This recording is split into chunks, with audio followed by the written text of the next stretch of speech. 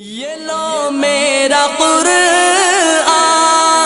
یہ لو میری سنت، یہ لو میرا قرآن، یہ لو میری سنت۔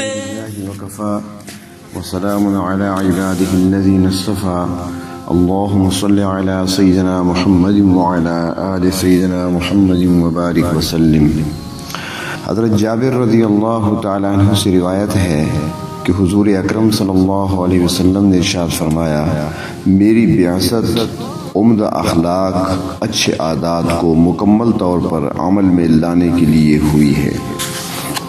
حضرت ابو ہریرہ رضی اللہ تعالیٰ عنہ سے روایت ہے کہ جن میں 3 اخلاق فاضلہ ہوں گے، اللہ پاک ان کا حساب بھی آسان لے گا اور انہیں اپنے فضل سے جنت میں داخل فرمائیں گے۔ لوگوں نے پوچھا وہ کیا ہیں؟ اے اللہ کے رسول صلی اللہ علیہ وسلم، ہمیں بتا دیجئے، آپ پر ہمارے ماں باپ فدا ہوں۔ تو آپ صلی اللہ علیہ وسلم نے ارشاد فرمایا، اسے دیا کرو جو تم کو محروم رکھے، اس کے ساتھ حسن سلوک کرو جو تم سے قطع تعلق رکھے، اور اسے معاف کر دیا کرو جو تم پر زیادتی کرے۔ جب تم یہ اخلاق اختیار کرو گے تو اللہ تعالیٰ تم کو جنت میں داخل فرما دیں گے۔ اس قسم کی متعدد احادیث مبارکہ میں حضور اکرم صلی اللہ علیہ وسلم نے تاکید فرمائی ہے اور زور دیا ہے اس بات پر کہ تمہارے حسن اخلاق میں یہ ہے کہ تم ان لوگوں سے جو تم سے توڑ اور قطع تعلق رکھتے ہیں، تمہیں نیچا سمجھ کر یا ماحول میں کمزور اور ضعیف سمجھ کر یا رشتہ داری میں کسی بات سے متاثر ہو کر تم سے قطع تعلق رکھتے ہیں، شادی بیاہ غم خوشی میں تم کو یاد نہیں رکھتے، تو ایسی صورت میں اگر تم بھی ان سے تعلق کاٹ دو گے اور توڑ پیدا کر لو گے تو اس طرح آپس کے حقوق ضائع ہو جائیں گے اور اس توڑ کے برے نتائج ظاہر ہوں گے۔ نسل در نسل اس توڑ کا سلسلہ چلے گا، بہت سے منافع ضائع ہو جائیں گے، نفرتیں پیدا ہوں گی۔ اس لیے تمہارا اخلاقی فریضہ ہے کہ تم جوڑ اور رابطہ پیدا کرو۔ وہ توڑ پر جمے رہیں تو تم جوڑ پر جمے رہو۔ وہ کسی معاملہ میں تم کو نہ پوچھیں اور نہ دیں تو تم ایسا نہ کرو، تم ان کو تحفے سے نوازتے رہو، ہدایات دیتے رہو۔ ایک دن شرمندہ ہو کر وہ تمہارے سامنے آئیں گے اور تم سے مخلصانہ برتاؤ کریں گے۔ ہاں، اگر وہ حد درجہ متکبر ہیں اور فطرت ہی ان کی ایسی ہے تو پھر تمہارا آخرت کا ثواب تو کہیں گیا ہی نہیں۔ حافظ ابن حجر رحمۃ اللہ علیہ فرماتے ہیں شرح بخاری میں کہ معاف کرنا، سخاوت، صبر، تحمل، شفقت و رحمت، لوگوں کی ضرورتیں پوری کرنا، لوگوں سے محبت و اخوت کا برتاؤ کرنا، نرمی کا معاملہ کرنا، یہ سب حسن اخلاق کے اعمال ہیں۔ شرح احیاء العلوم میں ہے کہ لوگوں سے خندہ پیشانی سے ملنا، نرمی سے معاملہ کرنا، مختلف طبیعتوں اور مزاجوں کی رعایت کرتے ہوئے ان سے خوشگواری کا برتاؤ کرنا، یہ بھی حسن اخلاق ہے۔ عمرو بن شعیب رضی اللہ تعالیٰ عنہ نے اپنے دادا سے روایت کی ہے کہ انہوں نے نبی کریم صلی اللہ علیہ وسلم سے سنا کہ آپ فرما رہے تھے، کیا میں تم کو اپنے سے زیادہ محبوب اور قیامت میں سب سے زیادہ ہم نشیں ہونے کی اطلاع نہ دے دوں؟ تو لوگ خاموش رہے تھے۔ پھر آپ صلی اللہ علیہ وسلم نے 2 مرتبہ یا 3 مرتبہ فرمایا، تب لوگوں نے کہا ہے اللہ کے رسول ضرور بتا دیجئے۔ تو آپ نے ارشاد فرمایا، تم میں جو سب سے زیادہ اخلاق کے اعتبار سے بہتر ہو۔ اور ایک دوسری روایت میں ہے جناب نبی اکرم صلی اللہ علیہ وسلم نے ارشاد فرمایا، تم میں سب سے زیادہ محبوب اور سب سے زیادہ قیامت میں قریب مجلس کے اعتبار سے وہ ہوگا جو اخلاق کے اعتبار سے سب سے بہتر ہوگا، اور تم میں سب سے زیادہ قیامت میں مجھ سے دور وہ ہوگا جو اخلاق کے اعتبار سے بدتر ہوگا۔ حضرت عبداللہ رضی اللہ تعالیٰ عنہ سے روایت ہے کہ حضور اکرم صلی اللہ علیہ وسلم نے ارشاد فرمایا، اللہ رب العزت نے تمہارے اخلاق تم میں اس طرح تقسیم فرمائے جس طرح تمہارا رزق تقسیم کیا ہے، یعنی کہ یہ عظیم الشان دولت بھی خدائی تقسیم ہے، اور اللہ رب العزت نے جس کو اس کا اہل پایا اسے نواز دیا۔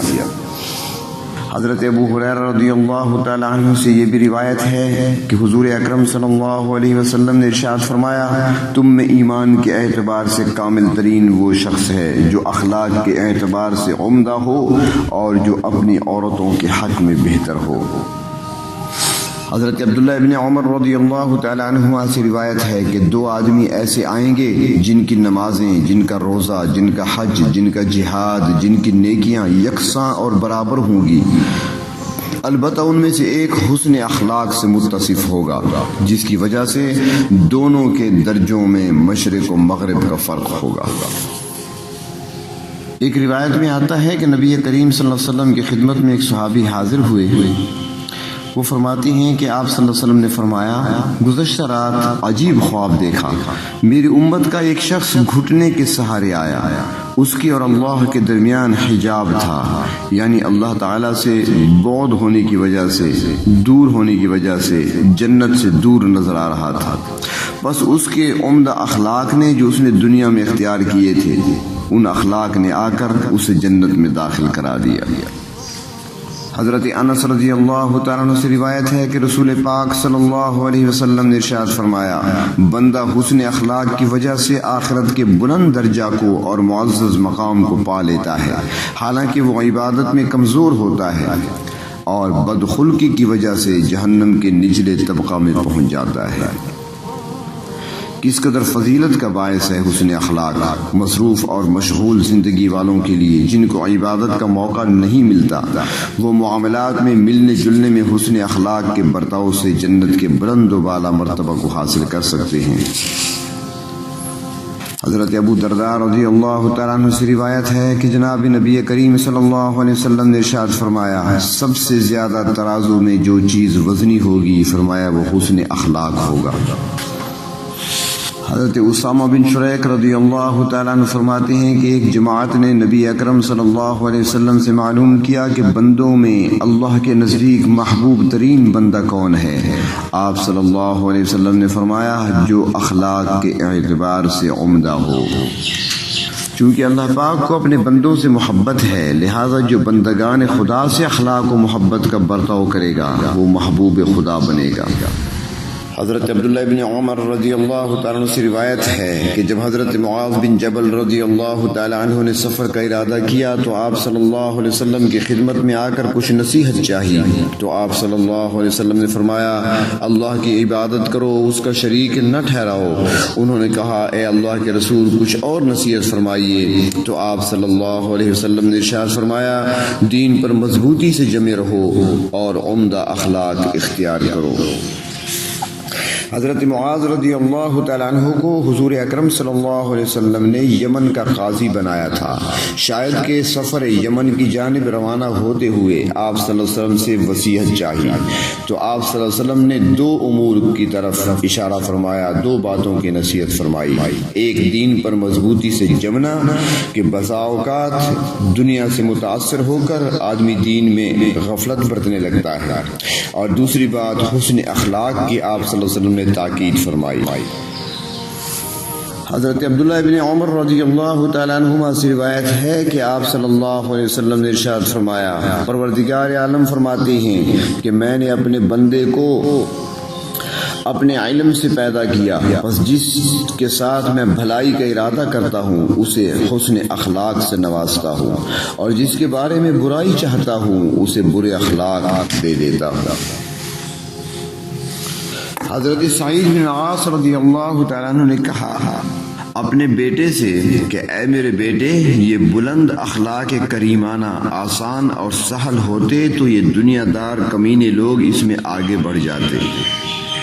ظاہر ہے کہ یہ بلند پایا اخلاق مثلاً توڑنے والوں سے جوڑ رکھنا، گالیوں، مخالفتوں اور اذیتوں کو برداشت کرنا نفس کے خلاف مجاہدانہ امور ہیں۔ ہر انسان یہی چاہتا ہے، طبیعت انسانی یہ کہتی ہے کہ جب وہ توڑ اور نفرت کرتا ہے تو ہم کیوں محبت اور میل کے لیے مریں؟ کیا ہم بے وقوف ہیں؟ ہم کیوں ظلم برداشت کیا کریں؟ ہم ضعیف، کمزور اور مجبور ہیں؟ کیا ہمارے ہاتھ پیر نہیں؟ ہمارے پاس طاقت نہیں؟ اسی طرح جو ہمیں نہیں دیتا، نہیں پوچھتا، ہم کیوں پوچھیں؟ ہم اسے کیوں دیں؟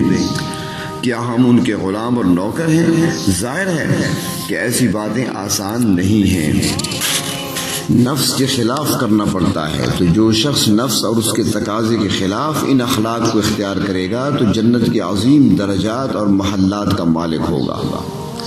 تو یہ چیزیں دنیا دار لوگ نہیں کر سکتے، لہٰذا وہ ان چیزوں سے محروم رہ جاتے ہیں۔ اللہ تبارک و تعالی ہم سب کو اخلاق حسنہ سے نوازے۔ میرا قرآن